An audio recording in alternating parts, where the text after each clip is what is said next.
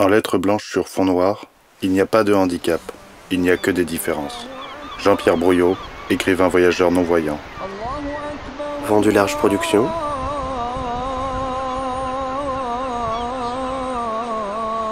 Un film écrit par Lilian Vezin et Jean-Pierre Brouillot. Images, Lilian Vezin et Emmanuel Jevaux. À travers l'encadrement de pierre d'une fenêtre se découpe un paysage marin. Deux hommes, un regard. On ne voyage bien qu'avec le cœur. L'essentiel est invisible pour les yeux.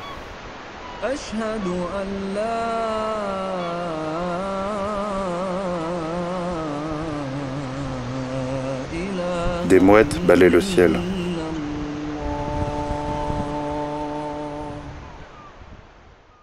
Maroc, Essaouira. J'ai perdu la vue entre 15 ans et 16 ans.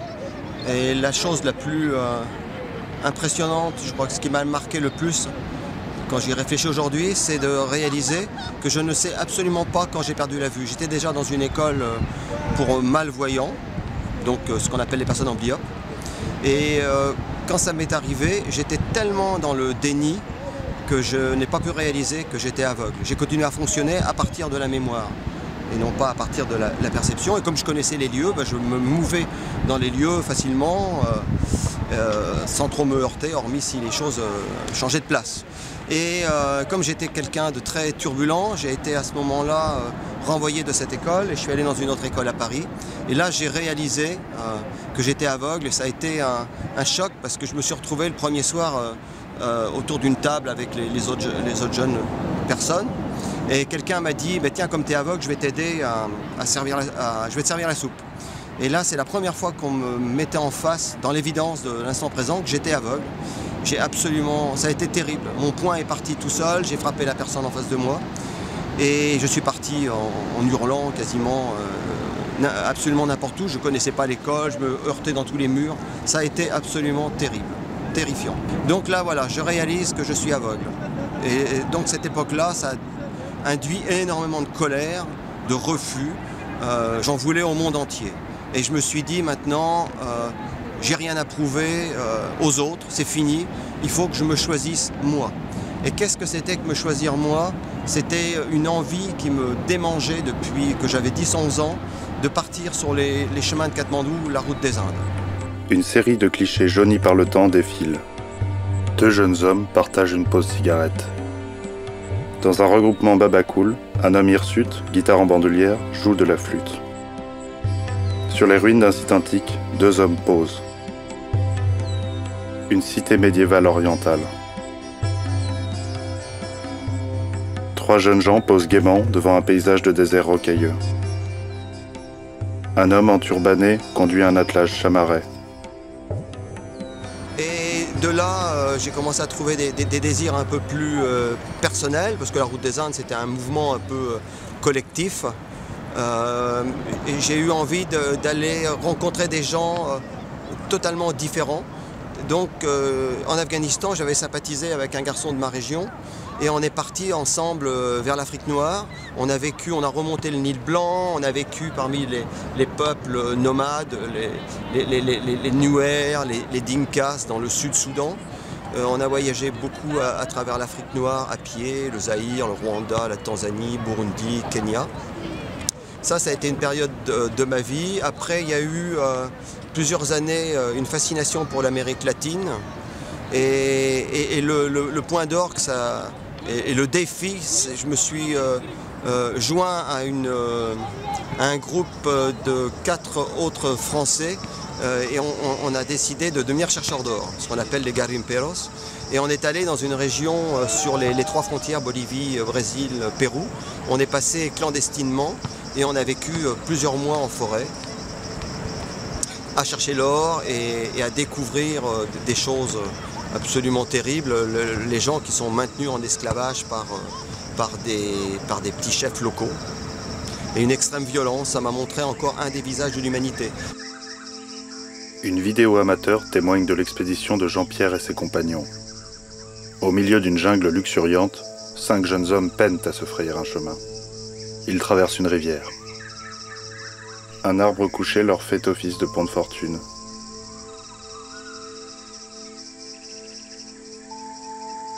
Immergés jusqu'au cou, ils avancent dans des eaux boueuses.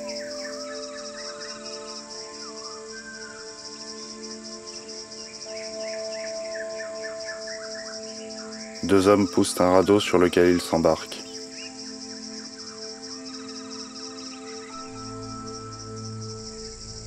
Ils tamisent le limon, creusent la rive à la recherche d'or.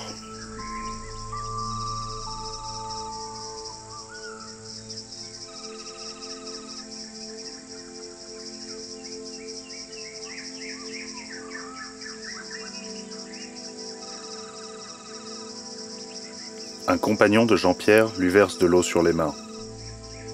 Puis Jean-Pierre pose ses yeux de verre l'un après l'autre pour les nettoyer dans de petites boîtes de conserve remplies d'eau.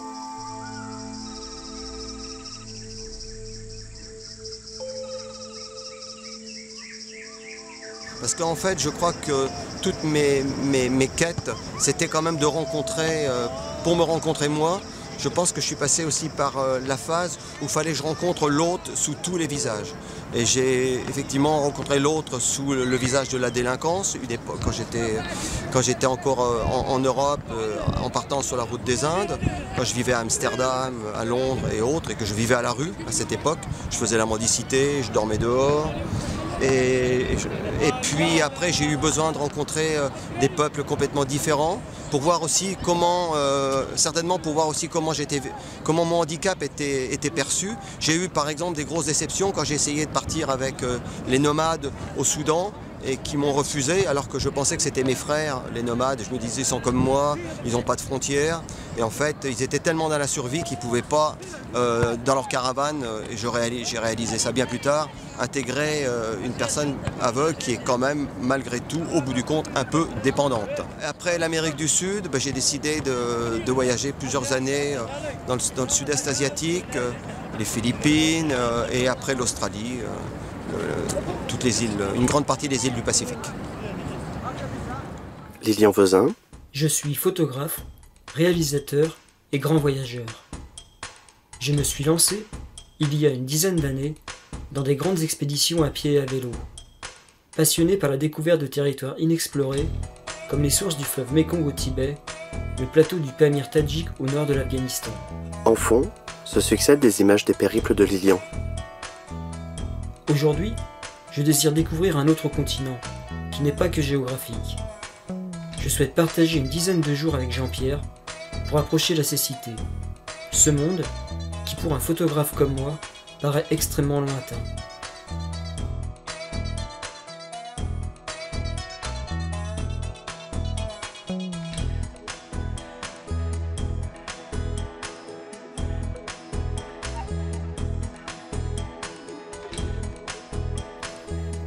Quand Jean-Pierre m'a contacté, j'ai senti, en tant que voyageur, que c'était une opportunité de mettre des images sur la cécité en terrain inconnu. Je me pose tellement de questions sur la cécité. Par exemple, quelles sont les sensations que ressent un aveugle dans un environnement inconnu, éloigné de ses repères? Jean-Pierre a réalisé un tour du monde et pratiqué des activités sportives hors du commun en dépit de son handicap. Comment est-ce possible? Comment quelqu'un qui a perdu la vue peut construire sa vie en totale autonomie et accomplir le plus naturellement du monde des actes que sa différence, a priori, lui interdit? Jean-Pierre et Lilian se retrouvent et marchent ensemble sur le sable détrempé de la plage d'Essaouira.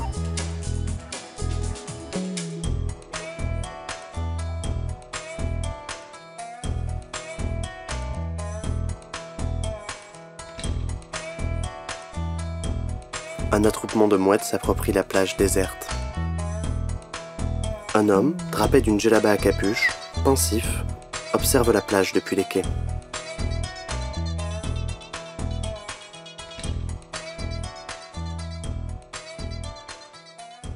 À la terrasse d'un restaurant. Moi, il y avait une question qui m'interpelle depuis le début, c'est comment tu fais pour découvrir le monde par tes sens, en fait, en premier lieu. Alors, je découvre le monde par ce que j'en perçois par les autres sens, et puis je perçois aussi beaucoup le monde par les yeux des autres. Et ce que j'essaye d'écouter, c'est l'émotion que provoque. Là, quand tu me dis découvrir le monde, c'est devant des paysages, par exemple. Quelque chose qui est quand même relativement abstrait quand tu ne vois pas. Donc, si tu veux, devant un paysage, j'essaie de ressentir cette empathie avec ce que ressent la personne qui est à côté de moi. Et ça, avec ça, je me reconstruis un paysage. Mais en fait, je voyage pas tellement pour le paysage, je voyage pour les sensations que me procure c'est ça, le voyage. Le sens, l'odeur, le goût, en fait, c'est les odeurs, les sensations. En fait, si je fais de la voile, par exemple, sur un bateau, je vais apprécier le vent, la mer. Si je marche en montagne, je suis beaucoup plus dans la sensation que dans le ramener, que reconstituer, avoir de l'image. Enfin, je cherche plus ça en fait. Fondamentalement, je cherche pas à avoir de l'image. Je cherche pas à avoir. Ah ouais, c'est ça. Je cherche pas à avoir un accès à l'objectivité. D'accord. Je veux dire, quand je reviens du Yémen et que si quelqu'un me demande de lui parler du Yémen, je parle de mon Yémen, comment je l'ai vécu. Et fondamentalement, je voyage pour rencontrer des gens. Donc, c'est vrai que j'aime beaucoup aller dans les petits villages, j'aime beaucoup m'asseoir à des terrasses ou sur une place de village en Afrique, aller au puits et rencontrer les gens, et puiser éventuellement de l'eau avec eux dans le puits, et puis voir comment la relation, où ça va m'amener. Me laisser guider, ouais, c'est très important de me laisser guider. Ça m'a vraiment. Te guide, en fait, quoi. Oui, complètement. Ouais, oui, je me laisse beaucoup. Je me laisse faire.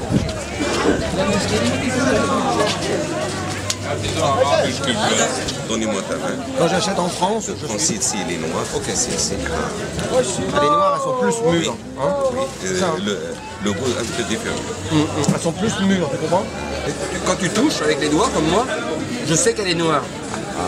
Parce qu'elle est plus molle. Exactement. Tu comprends? Elle est plus mûre en fait. Ok. Merci beaucoup. Voilà. Merci beaucoup. Ah, c'est pas vous qui vendez? Non, c'est le monde qui dit. Bah, t'es vraiment très gentil. Merci beaucoup, monsieur. Choukran. Sauf monsieur un petit peu. Parce que pour moi, les maîtres de mots dans la vie, c'est désir et curiosité. Attention, s'il vous plaît, il y a un petit peu Choukran, de chaud. Ah oui. Le plat, c'est chaud, hein. Oui. Voilà. Ça fume, on sent que ça crépite. Je crois que j'ai l'estomac qui est en fête là, tu vois. Super, attention, c'est très chaud. Oui, je sais bien. Ouais. Non, ne le touche pas avec la main. Si, regarde. Regarde. Non, ne touche très bien. pas la tagine, parce qu'il y a un cercle et Oui, les chaud. je sais bien, ouais. Mais c'est chaud. On a l'habitude. Mais du coup, comment se sont passées toutes tes rencontres en fait dans les pays étrangers avec les personnes pas françaises en fait, enfin, je veux dire Dans d'autres civilisations. Ouais, ça, voilà. Bah, déjà, Tu rencontres la France, il y a un rapport complètement différent dans ce que j'appelle Western country, c'est-à-dire les pays du genre les États-Unis, l'Australie, très modernes. Il y a vraiment, je sens souvent que c'est un peu difficile avec la différence appelée habituellement handicap. Les gens sont souvent mal à l'aise, quoi, très souvent. Alors que quand je voyage au Maghreb, ou en Afrique noire, ou en Orient, les gens sont beaucoup plus... Au Maroc par exemple. Au Maroc, les gens m'attrapent très facilement par la main, me guident, me touchent, quoi, me font toucher les choses très facilement quand j'arrive quelque part. Regarde là le monsieur là, qui vient d'amener le tagine. Aussitôt, il m'explique que quand on ne peut pas toucher le tagine et qu'autour il y a une assiette et que je peux toucher l'assiette mais pas le tagine. C'est pas du tout évident comme ça en France, la plupart du temps. Ça m'arrive d'aller au restaurant tout seul et je sens souvent un mal à l'aise, quoi, tu vois, le serveur sait pas comment faire. C'est beaucoup plus simple pour toi en fait de Oui. voyager en Orient. C'est plus simple. En même temps, c'est vrai que plus simple. en même temps, c'est vrai qu'il y a beaucoup de plaques qui manquent aux égouts. Oui, c'est ça. Il me sont arrivés toutes sortes d'anecdotes. Au niveau du contact physique, je parle, le contact relationnel, c'est beaucoup plus simple. Mais les gens ils comprennent. Déjà, les gens, ils voient très rapidement que je suis aveugle. Ce qui est absolument pas le cas dans beaucoup de pays. Moi, il m'arrive en France de parler avec des gens, ils ne réalisent pas du tout que je ne vois pas. Avec un menu. Je viens de le couper. D'accord. Si tu le coupes pas, il ne donne pas L'odeur, il te donne pas l'odeur. Coupé exprès pour toi. D'accord. Je viens de le couper. Et toi, tu fermes les yeux, je te mets ça sous le nez. Comment? toi, tu fermes les yeux, Ah oui? et je te mets ça sous le nez, tu me dis ce que c'est. Oui, je sais, tout de suite. ouais. À chaque fois que je coupe, je sens. Il n'y a pas du tout de matériel électrique en fait. Incroyable. Non, non, non. Oui, oui, d'accord. Ah, tu veux que je tienne? Oui, monsieur, j'ai oublié le français. Il n'y a pas de problème. D'accord. Putain, c'est mon apprenti. Ça, ah, Oui, oui, oui. Oula, je suis l'apprenti.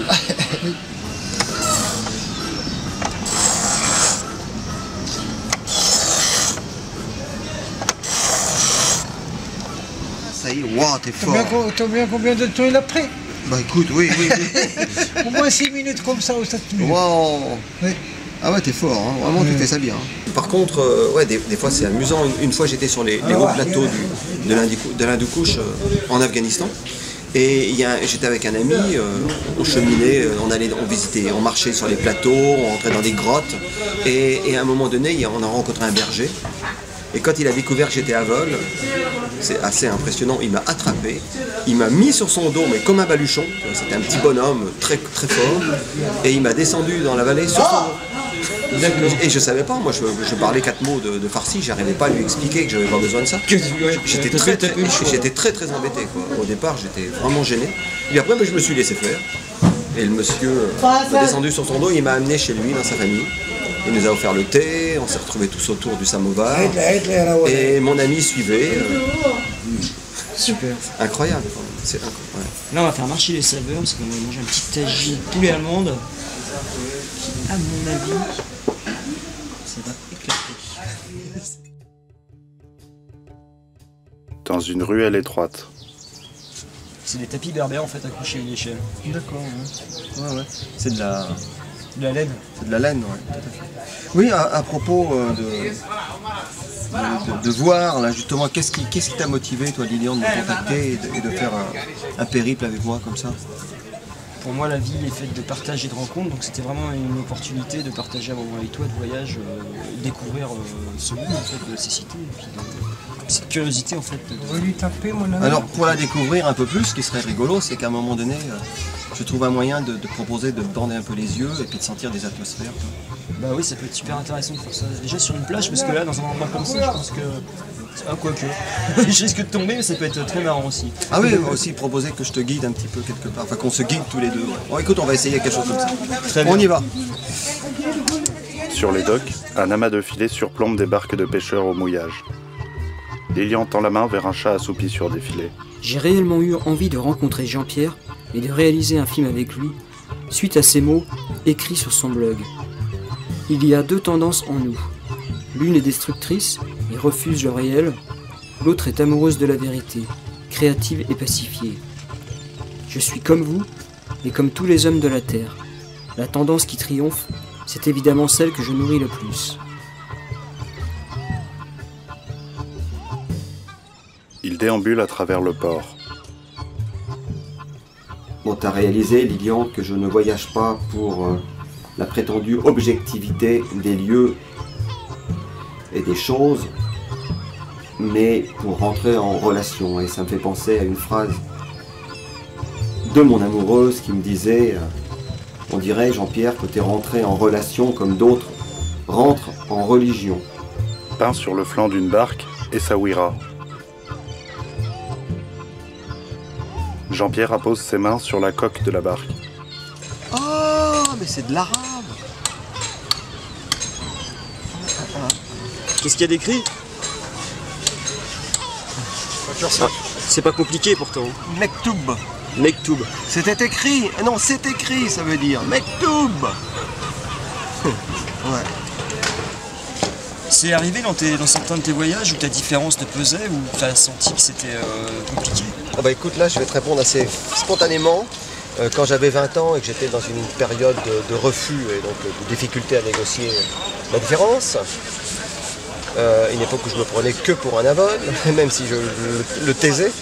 Et cette période-là, je me retrouve dans des régions un peu éloignées, au fin fond du Zaïre, tu vois. Et en fait, ils n'avaient jamais vu, les villageois africains, ils n'avaient jamais vu de blanc avec ce qu'on appelle communément un handicap. et ça les faisait beaucoup rire parce que je pense que les colons leur avaient expliqué que nous, les blancs, on était mieux qu'eux et que quand on avait un problème, on allait voir le médecin et on se faisait opérer et tout ça. Donc ils n'arrêtaient pas de me dire mais c'est pas possible, pourquoi en quelque sorte j'étais regardé un peu comme un mauvais blanc, un paria. C'est le sentiment que j'avais, tu vois, parce que je j'étais pas allé voir un grand médecin magique qui m'aurait opéré. Pour eux, c'était pas possible d'être blanc et aveugle. Et ils riaient beaucoup, tu vois. Puis ils riaient certainement aussi par gêne. Et comme moi à l'époque, j'étais dans le refus de moi-même, j'étais des fois très mal à l'aise. Je me souviens vraiment d'inconfort avec ça, tu vois. Il longe la palissade bicolore d'un chantier naval. Donc je me suis dit, en fait, le voyage, oui, ça me correspond totalement. Mais il faut que j'arrive à trouver à l'intérieur de moi un pays où il n'y a plus de frontières, un pays où il n'y a plus de peur, un pays où il n'y a plus, un pays pacifié. Et j'ai continué à voyager en quête de cela. Et l'autre a été vraiment, la relation a été un support extraordinaire. Parce que, en fait, je crois que j'ai grandi par l'autre. L'altérité, l'autre nous renvoie des choses qu'on n'a pas forcément envie d'entendre. Et j'ai réalisé que les choses que j'avais pas envie d'entendre, c'était précisément celles-là sur lesquelles je devais travailler, c'est-à-dire me détacher du regard, de ce que pensaient les autres de moi. Je devais peu à peu me détacher. Si quelqu'un me disait ou me pointait la cécité comme « Ah, mais vous n'avez pas de chance, vous êtes aveugle », il fallait à un moment donné que je lui réattribue sa parole et que je me sente plus concerné. Et je pense qu'effectivement, à un moment donné, quand j'ai touché le troisième et le quatrième stade, c'est-à-dire après le déni, le refus, la résignation, là c'était encore dans l'abattement, dans la victimité, mais que j'ai touché l'acceptation, j'ai pu trouver enfin cette quiétude et trouver le véritable sens du voyage qui est la vie, qui est le voyage de dehors, géographique, mais surtout le voyage de dedans. Après un passage au marché portuaire, dans d'étroites ruelles d'Essaouira, un enfant joue au ballon. Une femme transporte une amphore. Muni de sa canne blanche, Jean-Pierre vagabonde dans une ruelle aux pavés usés et aux murs burinés.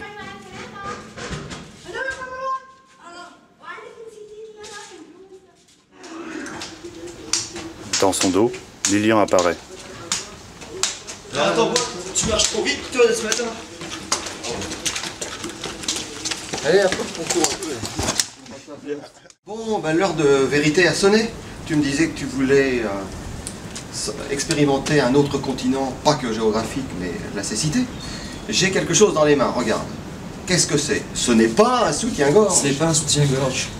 Donc tu vas te mettre ça sur les yeux. D'accord. Et puis on va essayer de sentir ensemble.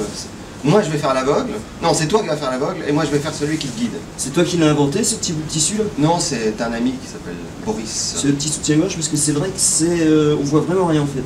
Oui, et ça comprime pas. Complètement aveuglé. Contrairement au bandeau qu'on te donne dans les avions, ça comprime pas les yeux. Lilian termine d'attacher son bandeau. Ok. Voilà, maintenant tu te laisses faire. J'entends bien le bruit des mouettes. Tu te laisses faire. On retourne un peu ensemble comme ça, on s'amuse. Hop, on s'arrête là. Est-ce que, donc, quand on voit pas, on essaie de sentir.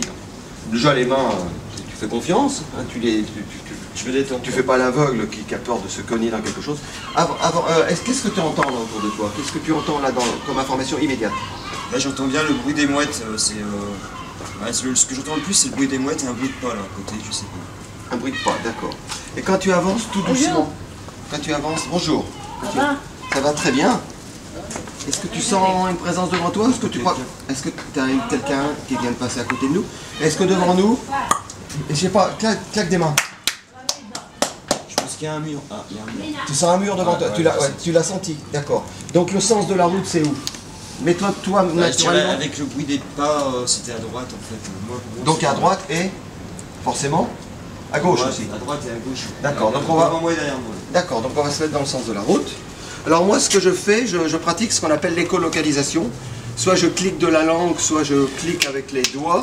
Et ça me donne des informations sur la nature de l'espace. Sur l'écho qui revient en fait. C'est ça, l'écho qui revient, qui heurte un mur, il revient à moi, et je sais si le mur est loin, s'il est près ou autre. Tu vois, je pratique beaucoup ça. Ou avec ma canne, tu vas pas donner de canne, moi, donc je vais... Non, tu n'as pas de canne. Tu vas juste me prendre le bras et puis on va marcher, quoi. On va essayer de... Moi, je connais pas, là. Donc déjà, je sens où sont les murs. Donc moi, j'essaye de te faire marcher au milieu de la route. Et mes bras, moi, je tes fais bras, ça pour protéger le nez ou... Non, tu ne te protèges pas. On verra bien si tu te heurtes. Ça fait partie du programme cécité. Alors, écoute bien, là. Est-ce que tu as senti un changement? J'ai senti un courant d'air frais sur mon visage. Ah, très intéressant. Qu'est-ce que tu peux déduire? Bah, avec un courant d'air, c'est un passage ou un petit carrefour. Donc est-ce qu'on est toujours enfermé dans une ruelle, une ruelle? Non. Ok, donc ça signifie, et est-ce que tu entends qu'il y a des bruits à gauche ou à droite? J'entends la mer beaucoup mieux qu'on l'entendait. Ah, donc c'est ouvert. Et à où c'est ouvert? À gauche ou à droite? Juste devant moi, donc je dirais à gauche, par là. D'accord, bon ben c'est par là. Fais attention, tu lèves bien les pieds, tu gardes les... La ruelle s'élargit pour laisser place à une rue. Écoute bien. Est-ce que tu as d'autres informations? Écoute, avance et écoute. J'ai de l'eau là. Ah ben voilà, on trouve de l'eau. Attention, il y a de l'eau par terre. Et je pense qu'il y a un robinet. Il y a un robinet là et il y a de la mosaïque. Il y a de la mosaïque là. Avance pas trop. D'accord, la mosaïque, ce serait le... Bah, j'imagine que c'est une sorte de fontaine. Ah oui, toi, il y a même une petite arche dessus. Voilà. Tu touches avec tes deux mains le fontaine de l'arche. À son tour, Lilian se penche pour y poser ses mains. D'accord. Voilà, donc tu te retournes. Et puis, bon, on va pour le moment arrêter là. On fera d'autres expériences dans d'autres lieux. Super intéressant.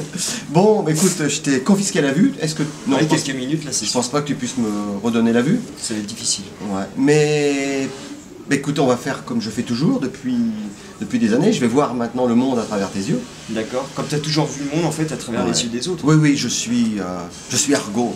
Tu connais Argos? Non, je connais pas. Tu connais pas Argos? Non, je connais pas. Tu sais, le dieu grec qui a des yeux partout. Il voit partout. Excellent. Voilà. Bah allons-y. Merci de me prêter tes yeux. C'est parti. Ils descendent dans une ruelle aux teintes méditerranéennes. Ouais, tout à l'heure je t'ai rattrapé en courant, là ça doit t'arriver assez régulièrement de tomber ou de trébucher en fait. Bah écoute, trébucher c'est la vie, hein. Mais si tu veux, il y a une chose qui s'est développée naturellement dans mon corps, c'est d'épouser ce qui se passe, tu vois. Donc mes chevilles sont extrêmement flexibles, tu vois. Et récemment j'étais sur un voilier. Et je me suis rendu compte que c'était pareil quand tu es sur un voilier, quand tu es en mer. Ouais. En fait, pour pas être malade, bah, il faut sans arrêt se laisser faire et être épouser le mouvement. Non, épouser le mouvement. Le bateau, il creuse, il descend à gauche, tu descends à gauche, il va à droite. Tu n'as pas de volonté personnelle, tu te laisses aller. Et j'ai fait un peu ça, je crois, dans ma manière de marcher, toi. Parce que des fois, je monte des volcans, je cours dans les pierriers, des choses comme ça. Ben voilà, j'ai les chevilles qui... flexibles en fait. Ouais, puis qui s'adaptent complètement. Sac au dos, leur chemin les mène jusqu'à une rue commerçante, puis une place où se laisse discerner un petit café marocain. Sur des étals, un plat à tagine teinté d'arabesque, des petits bacs en bois où sont disposées des épices à côté d'une théière en fonte. Face à un étal, Jean-Pierre plonge son nez dans des herbes aromatiques avant d'en palper les feuilles. Jean-Pierre, installé sur le créneau d'un rempart, observe le ressac de la mer. Un chat fixe sournoisement la caméra. Lilian et Jean-Pierre sont suivis par un petit chat errant, tandis qu'ils déambulent le long des quais bordés de canons. Une vue aérienne d'Essaouira laisse se dessiner une tour médiévale en fond de mer. Ouais, ce qui inquiétait ma vie de voyageur, c'était un jour de devenir père. Et cela est arrivé fort heureusement, comme quoi, ce qu'on ne veut pas quand ça arrive, parfois on est absolument surpris. Et je suis devenu père, aujourd'hui Leïla a 19 ans, et ça a bouleversé ma vie. En fait, j'envisageais la paternité à l'époque de manière négative. Je me disais que un enfant, ça allait manger toute ma liberté. Mais j'avais pas réalisé, et on ne peut pas réaliser tant qu'on n'est pas devenu père. J'imaginais que... Non, ce que j'ai compris, c'est que le plaisir de mon enfant était mon plaisir. Et à partir de ce moment-là, j'ai été vraiment en adéquation avec le fait d'être père. Mais avant, j'avais toutes sortes d'excuses. Je me disais, être père en étant aveugle, il y a des tas de choses que je ne pourrais pas lui transmettre. Je ne pourrais pas être réactif toujours pour répondre à ses demandes. Et en fait, tout ça, c'était des excuses. Je me demande si on ne passe pas sa vie à éviter le bonheur.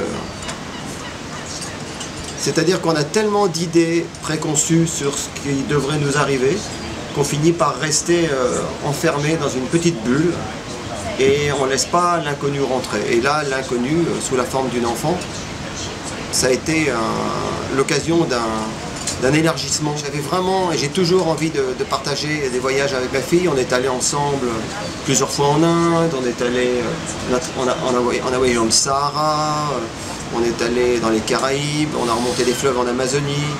Et ça nous a beaucoup rapprochés de nous retrouver comme ça dans des milieux où on était vraiment forcés à la solidarité. Je me souviens voyager avec elle à travers l'île Maurice, par exemple, tous les deux en autostop, avec cette complicité, une immense pluie tropicale qui survient et on n'a presque rien à se mettre sur le dos. On va cueillir des grandes feuilles d'EVA ou d'arbres caoutchouc et faire des parapluies avec ça. Et on était là sous la pluie, éclaté en bulles de rire. C'est des souvenirs. C'est des souvenirs extraordinaires. Oui. Leïla, c'est une princesse dans un conte soufi, notamment.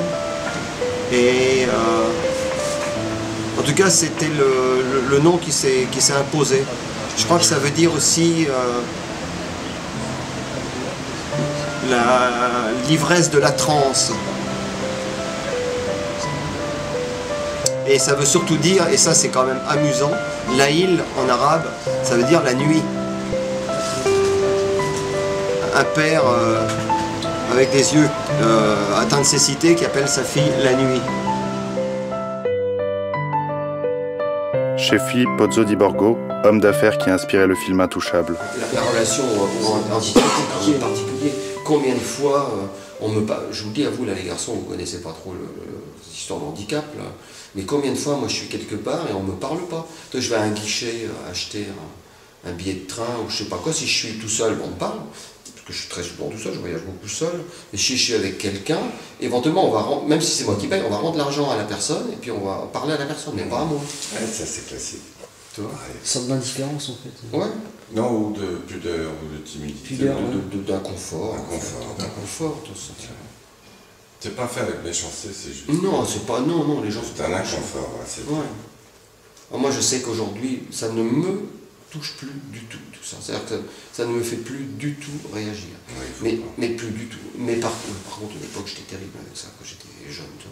Mais ça m'arrive des fois, par contre, de dire aux gens, de corriger, de dire, écoutez, ça me ferait plaisir que vous me parliez. C'est tout. Une tête sculptée d'inspiration africaine repose sur une table. Il y a quelques années, j'ai été contacté par une journaliste pour participer à un ouvrage collectif, L'avenir est en nous, auquel contribuèrent des gens comme Pierre Rabhi, Jean-Marie Pelt, Philippe Pozzo di Borgo, l'homme qui inspira le film Intouchable.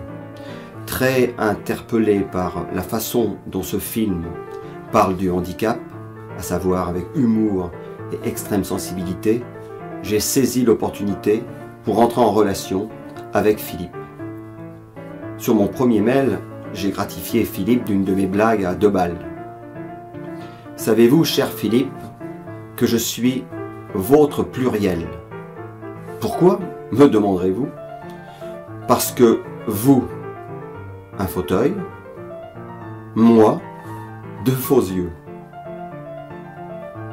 Désormais, à chacun de mes passages au Maroc, je viens saluer ce grand monsieur dont l'humanité et l'écoute sont exemplaires. Transportés par un chauffeur, les 2 compères roulent à travers des paysages montagneux. La voiture s'engouffre dans un village pentu. Lilian et Jean-Pierre discutent dans l'habitacle. Ils s'approchent de hautes montagnes aux sommets enneigés. Ça résonne dans la montagne? Ouais, j'étais en train d'écouter en faisant un peu d'écolocalisation avec la langue. J'étais juste en train d'écouter un peu le paysage. Oui. Bah ouais, on est arrivé là à 2000... Bah oui. 2000 mètres d'altitude, Émile. En pleine montagne, il y a un petit peu de neige sur les hauteurs, mais pas trop. Il fait, bon, il fait froid quand même, hein. Je sais pas combien il fait, il doit faire dans les 5 degrés. Ouais, il fait pas très chaud. Bah ouais, ça va, t'es pas trop fatigué avec l'altitude? Non, non, en pleine forme. Prêt à aller voir les... Bah écoute, on va poser les sacs. Les altitudes et les petits villages là-haut. On va poser les sacs et puis grimper... C'est parfait, on y va. 300 mètres dans un petit village berbère. Ok, ça marche. On y va? On y va, c'est parti. Bordé par un muret de pierre, il s'avance et croise un enfant transportant un sac en plastique. Un sentier rocailleux. Comment il fait froid ce matin? Ouais, ça m'épate parce qu'on marche dans des paysages magnifiques là, mais moi je vois donc je peux l'admirer, mais toi qu'est-ce que tu peux ressentir en fait? Qu'est-ce que je peux ressentir? Bah, je ressens qu'il y a une marche devant moi. Va pas tomber. Moi, ce qui m'importe dans le voyage, là je sens qu'on est en haute altitude. Bon, qu'est-ce qui me le dit? Il me le dit l'air, sentir que tout autour, là, ça descend, il y a des ravins, le type de... l'érosion par terre quand on marche, ça aussi, ça nourrit ma subjectivité.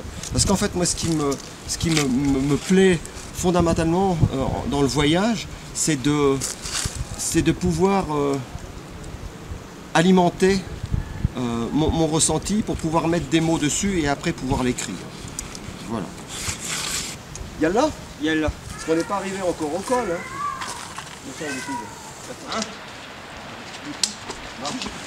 Lilian trébuche sur une pierre et se rattrape au bras de Jean-Pierre.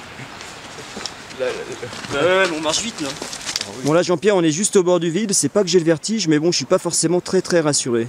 Oui, ça se sent dans ton corps. Je sens que voilà, tu as un petit peu peur pour moi. Tu sais, le vide, ça me rappelle une anecdote. J'étais en forêt profonde en Amazonie, à 3 jours de pirogue du premier village. Et la nuit, j'étais avec mes 2 copains. On était au bord d'une falaise au-dessus du Madre de Dios, un fleuve très tumultueux. Et on est en train de pisser tous les 3, des choses qui arrivent, avant de rejoindre nos tentes. Et je ne sais pas ce qui se passe, je fais un pas en avant.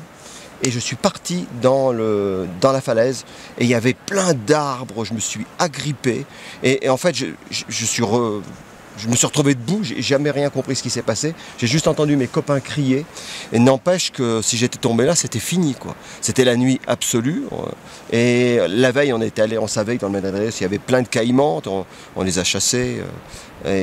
Voilà, donc c'était... depuis ce temps-là, je suis un tout petit peu sur mes gardes. Ouais, avance pas trop près du vide. Tout à l'heure, quand on marchait, tu sais, là avec vraiment avec le vide et le chemin très étroit, là, bon, c'est vrai que je suis un peu plus attentif, un peu apeuré, je dois avouer. Bon, on va y aller doucement. Ouais, on va y aller doucement. Pour redescendre, tu le sens ou tu veux qu'on t'aide? Accroupi et canne en main, Jean-Pierre dévale une pente caillouteuse. Un village couché sur les contreforts de la montagne. À brûle pour point, Lilian, si je te demande des événements marquants de tes voyages qui ont laissé des empreintes émotionnelles, qu'est-ce que tu pourrais me... Des événements marquants, alors on va rester en terre marocaine. Tu sais, je t'ai raconté que j'ai traversé tout le Maroc, enfin l'Atlas marocain à pied, sur 1000 km, à la rencontre de l'identité berbère. Et alors à chacun de mes arrêts, tous les jours, ou même plusieurs fois par jour, on m'invitait, on m'ouvrait la porte de ces grandes maisons de pierre pour m'offrir le thé et surtout du pain et de l'huile d'olive. Et ça pour moi, ça reste vraiment l'odeur de l'hospitalité. C'est le pain imprégné d'huile d'olive. Et puis ça c'était un très bon souvenir. Un plus mauvais, je dirais, un des plus mauvais, c'était au sud du Tadjikistan en traversant le Pamir. Donc en Afghanistan. À la frontière afghane en fait. C'est une route là qui rejoint après qui rejoint l'Europe de l'Est, je dirais. En fait, les Afghans passent par ici avec des 4x4 remplis de cocaïne et d'héroïne. Et il y a un de ces 4x4 qui s'est arrêté. Il y a 4 talibans qui sont descendus de cette voiture, armés et qui voilà. Enfin, on n'a jamais trop su ce qu'ils nous voulaient, mais ça nous a fait bien. On était à vélo à ce moment-là. On était à vélo. Ouais, on était 2 à vélo là et voilà, je repense jamais, mais bon, sur le coup, vraiment, ça m'a fait peur. J'ai un peu tremblé les 10 minutes où ils sont restés à nous inspecter. Ouais, c'est ça. Ouais. Bon, toi aussi, j'imagine que t'en as des vertes et des pas mûres à raconter. Hein. Ouais, de rapide comme ça, oui. Oui, un truc terrible. C'était au Guatemala, un matin, on devait prendre le bus à 4 h du matin, et ma copine me réveille au moment où le réveil sonne, et j'arrive absolument pas à me lever, et puis je lui dis écoute, on verra demain, je suis trop fatigué. Et finalement on s'est réveillé à 7 h du matin, on a fait de l'autostop, et qu'est-ce qu'on a découvert? Le bus dans lequel on aurait dû être était tombé dans un ravin très profond, et les villageois étaient en train de remonter, et là, il y avait déjà une trentaine de corps au bord de la piste. Ouais, ça c'est un souvenir. Il y en a un autre qui me vient comme ça, c'était en mer de Chine, aux Philippines. On était parti sur une petite pirogue à balancier, on a coulé à un moment donné, et on s'est retrouvé juste maintenu à la surface par les balanciers. Et les vagues commençaient à nous passer un peu par-dessus la tête de temps en temps. Et c'était complètement affolant parce que le courant nous poussait, on commençait à apercevoir des ailerons de requins. Et surtout une tempête était annoncée le soir. Donc on pensait qu'on ne rencontrerait pas de bateau, bien que c'était un passage entre deux îles. Et finalement on a été sauvés par un bateau. Je peux te dire que le soir... C'est une chance incroyable. Ouais. Jean-Pierre et Lilian ont gravi le chemin escarpé menant au village et sont accueillis par leur hôte. Au bord d'une route, Jean-Pierre lève le pouce. Ah non, pas du tout.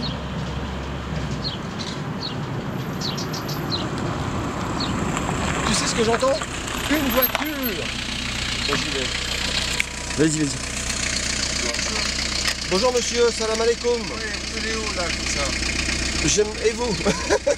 J'aimerais bien aller à Marrakech. Je rentre chez moi à Marrakech. Ah, vous rentrez chez vous? Ah, vous allez à Marrakech? Bah, ça tombe bien. Merveilleux. Ça tombe bien. Lilian, le monsieur va à Marrakech. Il y a de la place devant? Ah oui, il y a de la place. Vous êtes seul dans la voiture? Non, je suis seul, allez-y. Ah, parce que quand on voyage en autostop, en fait, on rencontre un peu plus tout le monde. Alors que si on monte dans les transports en commun, parfois, il n'y a pas de rencontre, vraiment. Enchanté de vous connaître, en tout cas. Je suis ravi de vous rencontrer, monsieur. C'est un plaisir, c'est un vrai plaisir. Comment vous appelez? Je m'appelle Lotfallah. Lotfallah. Vous le prononcez? Oui, Lotfallah. Lotfallah, c'est ça, c'est très bien. Merci. Jean-Pierre, je m'appelle. Jean-Pierre. Donc vous allez à Marrakech, vous me dites? Oui, je vais à Marrakech. Vous aussi, vous allez à Marrakech? Oui, je vais à Marrakech. Voilà, c'est très bien, c'est formidable. Eh bien, écoutez, on fait route commune alors. D'accord, ok, on y va à Marrakech. D'accord. Ceinture ou... Oui, c'est obligatoire. Ah.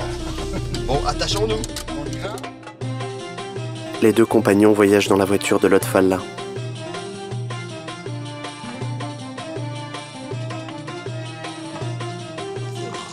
Oui, vous êtes parfait avec les bottes de beurre que vous mangez. Ils mangent du beurre à la petite cuillère. Tu n'es pas breton, toi? Ah, pas du tout. Pourquoi tu dis pas du tout? Ah, j'ai pas envie d'être breton. Leur hôte, Mohamed Lotfallah Nassiri, est écrivain et professeur de français. Chez lui, toutes sortes de pâtisseries orientales parsèment la table du salon. Pas trop, mais bon. Avec... Ah oui, c'est ça que t'appelles 3 gâteaux, tu vois, oui. D'accord. Bon. Je ne permettrai pas de te toucher, mais quoi, tu manges. Mais écoute. Non, mais je voulais tu me touches comme tu veux, moi je vais te toucher de toute façon. Regarde. Oui, t'aimes bien manger, je vois. Oui, j'aime bien manger, oui. Vas-y, touche-moi comme tu veux, il n'y a aucun problème. Je touche pas que la main gauche. Pourquoi pas? Si, si, tu touches comme tu veux. On est aussi chez vous. Bah, écoute, tu es chez toi maintenant. Merci. J'aime marcher dans le désert, par exemple. Parce que si je pars sentir le sable dans tes pieds, etc. Déjà. Puis si je marche avec un petit groupe dans le désert, en général, on part quand même sur un petit groupe de 5-6 personnes, et je suis complètement libre, parce que le désert, c'est large, et on me guide pas, on me tient pas du tout par le bras, ni rien du tout, parce que soit je me mets derrière le groupe, toi à 10 mètres, puis je les écoute, ou 20 mètres, puis je les écoute marcher, puis je les suis, ou je trébuche pas, tu vois. Ou soit je me mets devant, puis de temps en temps quelqu'un me dit Jean-Pierre, t'es un peu trop à gauche, ou voilà. Mais je suis libre dans un désert pour marcher. Et j'apprécie énormément d'autres choses. Dormir dans le désert, j'adore. Donc c'est des mille et une raisons pourquoi j'aime voyager.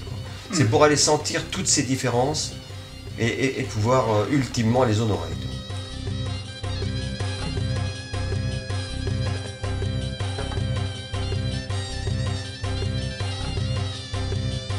Jean-Pierre et Lotfallah marchent à vive allure dans les rues de Marrakech.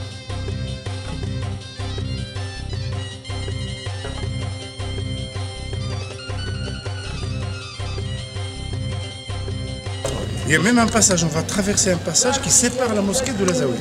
Ok. Pour permettre aux gens qui ne veulent pas faire leur prière dans la zaouïa de pouvoir faire leur prière à la mosquée. À la mosquée. Donc là, on parle bien de la zaouïa, de cet homme dont on dit qu'il redonne la vue aux gens. Symboliquement, c'est populaire. Ce qui est connu exactement, la vérité historique, c'est quelqu'un qui s'occupe des aveugles. Qui s'occupait des aveugles. Il ne leur redonnait pas la vue. Oui, d'accord. C'est les populaires qui disent ça. C'est les populaires qui disent ça. Ouais. C'est quelqu'un qui s'occupe des aveugles et qui demande à toute la société de s'occuper des aveugles. C'est quelqu'un qui a eu beaucoup de sympathie. Cette fonction-là, oui. Mais c'est un grand érudit, c'est un grand alim, c'est quelqu'un qui a de grandes connaissances en théologie, mais parmi les activités de la société civile à l'époque, si tu veux, il s'occupe des aveugles. Oui, d'un point de vue social. Voilà, il s'est donné la préoccupation de s'occuper des aveugles. C'est vaste.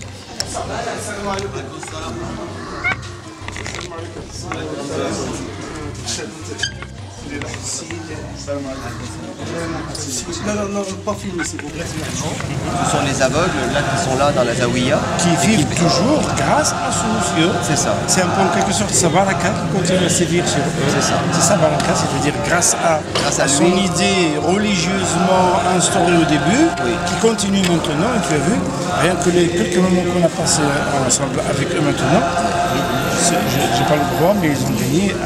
Ils ont gagné de l'argent. C'est ça, ils ont gagné de l'argent. Oui, parce qu'en fait, leur fonction aujourd'hui, ils restent là près du tombeau du saint, et les gens, quand ils ont des vœux à réaliser, les aveugles servent en quelque sorte d'intermédiaire entre Allah et Jean-Pierre et son hôte avancent au milieu d'une allée bordée d'arcades, devisant en chemin.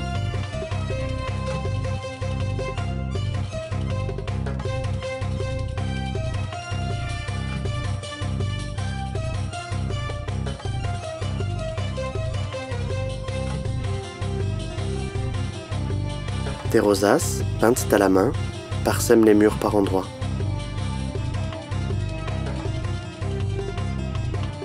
Dans un vaste parc planté d'essences exotiques. Qu'est-ce que ça représente pour toi d'être aveugle? D'être aveugle, j'en ouvre les yeux, d'ébahissement devant ta question. C'est de ne pas voir. La définition qu'on trouve dans tous les dictionnaires, qui savent pour nous, en partie. Mais non, maintenant, là, la cécité, ça serait lié pour moi à l'égoïsme, à l'égocentrisme, à l'intolérance, au fait de ne pas voir que l'autre est un autre et qu'il est un homme comme moi, qu'il est juste différent et que il y a une jubilation parce que j'accueille sa différence et que j'arrête de lui faire porter toutes mes projections et que je voudrais qu'il soit autrement et ceci et cela. Être avec l'autre, c'est ça pour moi aujourd'hui. La vraie cécité, ça serait de ne pas réussir à être avec les autres tels qu'ils sont. Dis donc, à propos, j'ai une petite question à te poser. Oui. Question sérieuse. Hein. Oui. Tu sais ce que c'est qu'un égoïste? Un égoïste, je crois savoir, mais vas-y, donne-moi ta définition. C'est quelqu'un qui pense pas à moi. C'est énorme, il me tend la main en plus. Donne-moi. Jean-Pierre ouvre le clapet de sa montre. Tu fais quoi? Tu regardes l'heure là? Je regardais l'heure, oui. Oui, tout à fait.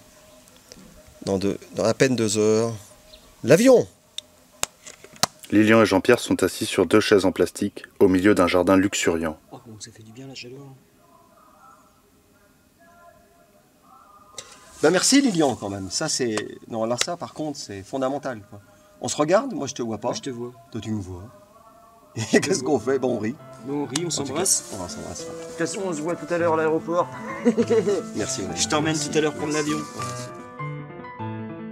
2 mois plus tard, Le Bonneau, golfe du Morbihan, Bretagne. Jean-Pierre traverse un pont suspendu, accompagné d'une jeune femme en fauteuil motorisé.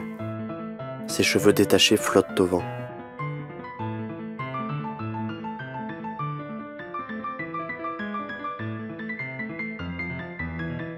Des barques mouillent dans un bras d'eau. De petits voiliers sont amarrés au port, à marée basse. L'ombre de Lilian et sa caméra poursuit Jean-Pierre et sa comparse. Sur une enseigne, on peut lire « Au nouveau vieux port ». Audrey Barbeau, globe-trotteuse en fauteuil, auteure du blog Roulette et sac à dos. Elle ouvre un large sourire, puis se fend d'un éclat de rire. C'est incroyable, Lilian, de me faire rencontrer ici en Bretagne, après le tournage qui a eu lieu il y a 2 mois, ce film Autour de la différence, de me faire rencontrer Audrey. C'est assez génial. Ouais. C'est superbe. En Bretagne en plus, à domicile, chez nous. C'est ça. Avec un climat aussi beau qu'à Essaouira. Mais il fait toujours beau en Bretagne. Donc oui, et c'est indubitablement, on a des choses en commun, Audrey, à savoir le goût des découvertes. Et de l'aventure. En fond, Audrey tient la barre d'un monovoile, puis parcourt le ciel en parapente. Faire ou pas, mais en tout cas ne pas dormir sur des acquis et aller plus loin. Et puis aussi les difficultés qui sont inhérentes à nos singularités. Tout à fait. Et c'est vrai que moi, tu vois, ça fait maintenant 3 ans que je voyage toute seule avec mon fauteuil électrique. Et c'est vrai que tu sais, à chaque fois, Chapeau, jeune fille. C'est gentil. Mais si tu veux, le choix des destinations, à chaque fois, il y a le facteur de l'accessibilité qui rentre vraiment en compte. Et du coup, j'ai une petite idée. Est-ce que ça ne te dirait pas qu'on parte tous les deux et qu'à ce compte-là, je prenne un fauteuil manuel et tu serais mes jambes et moi tes yeux? Un fauteuil, je m'appelle Jean-Pierre, je m'appelle pas Manuel. Mais c'est une proposition. Et je vais être obligé de quitter Lilian dans tout ça. Non, je m'étais beaucoup attaché à lui là depuis Vous avez besoin quelques semaines. Ouais, moi ça me dit bien d'embarquer Lilian aussi. Ah oui, d'accord. Tu vas le supporter encore un peu, non? Non mais... On y va? Allez, on y va? Tu me suis? Je te suis, ouais. Je te laisse, non mais vous avez pas besoin de moi en fait. Finalement non. Allez, viens. Bon ciao les amis, bonne route. Lilian leur emboîte finalement le pas, sourire aux lèvres.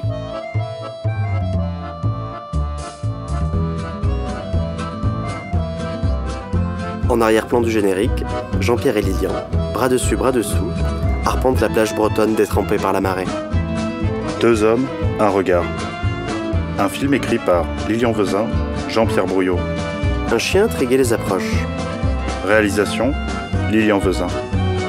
Image, Lilian Vezin, Emmanuel Jevaux. Jean-Pierre s'accroupit et l'invite à venir le voir. Un grand merci à tous ceux qui nous ont permis de réaliser ce rêve. Nous pensons très fort à toute la famille de Loft Al Nassiri, Marrakech, Philippe Pozzo di Borgo et à Audrey Barbeau, Christian Omic et à tous nos coproducteurs. Réalisation audio-description, Romain Petit-Vinel, Paul Bricot. Production audio-description, Actis Studio.